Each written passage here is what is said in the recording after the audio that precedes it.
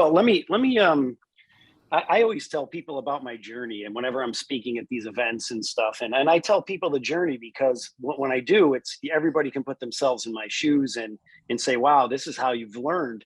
But one of the things that we got pretty lucky, I'm going to touch on something you just mentioned. We got lucky because we came out with this trying to figure out transparency and trust, but the stars in society kind of aligned. And let me explain. So customer behavior, texting became the most used app on anyone's phone, right? Mm-hmm. Mm-hmm. Yep. Customer behavior, 10 billion videos are watched a day on Facebook alone. Okay. Like my mom's 80 something years old, and she says, hey, you got to check out this video on Facebook. I'm like, you're watching videos on Facebook. I'm like, excuse me, right. What is the world coming to? So, so it's hilarious. And that's just Facebook. So consumption of information, people don't want to read. People are in a soundbite society. So that ended up happening with customer behavior. Technologically, right? The stars are starting to line up for us. We're getting lucky. Phones take better video than Hollywood cameras did 10 years ago. Right. So, absolutely. And then you see about streaming, Wi-Fi 6, which you'll see out 5G, all this different stuff. We've been streaming. We used to download things, we stream now. So all of those technologies and customer behaviors lined up, and our platform fit in perfect. And so what ends up happening is we start sending out these videos to customers.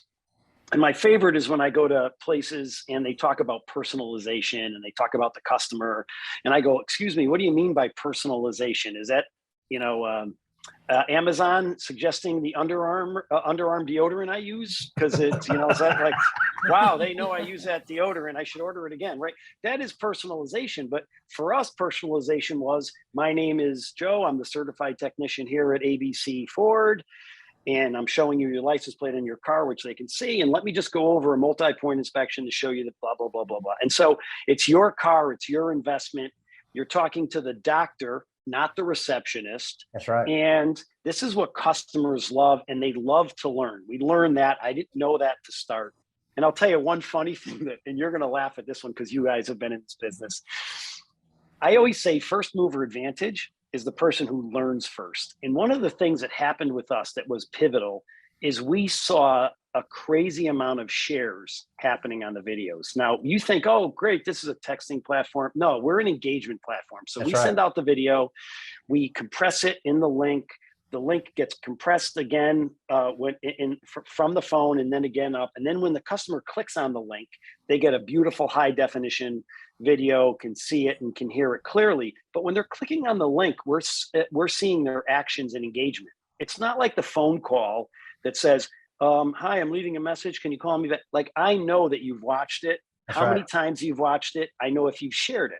So we have all these new data and analytics things that never existed because we used to think about that on websites, time on site, bounce rate, and that's way upper funnel. You're just a prospect.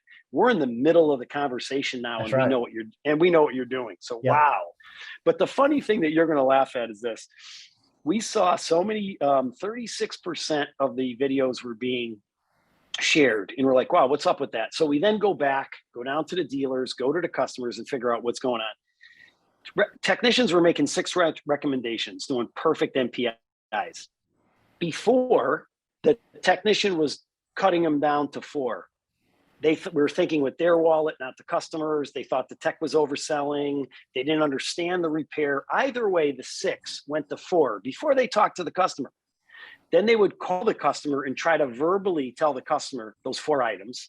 The customer would say, thanks, let me get back to you. Mm-hmm. They would try to remember what was told to them from the advisor on those 4 items and articulate it to a confidant, significant other, or somebody. Right. It was like a crazy phone game as kids. We couldn't get yellow bear correct at the end of a line of 10 people. And here we're talking about tie rod ends and stuff. So it was like Swahili by the time it got to a decision maker. And we realized that 35% of the customers, there was a co-decision maker there. So the shares, the dealers went wild. And it was funny because we said to the dealers, why has the revenue spiked so high? Revenue is going up 30, 50% per repair order on labor alone. Why is that the case? Is it because the transparency in the video? Is it seeing and understanding? Or is it because we fixed the communication chain by accident, basically, right? How about all the above, right? Yeah. That's what Yeah. they said. As a matter of fact, your reaction was exactly what every dealer said to us. It's all of the above. Thank you for watching. I hope you're enjoying this episode of WTF. We come up with new episodes and shorts all the time. We launch them on YouTube, LinkedIn, and all of your favorite podcasting networks. And we'd like to ask for your support. Please head over to our LinkedIn company page, like and follow us there. I'll leave a link to it in the description below. We have a strong lineup of automotive experts coming your way. We don't want you to miss it. Thank you so much.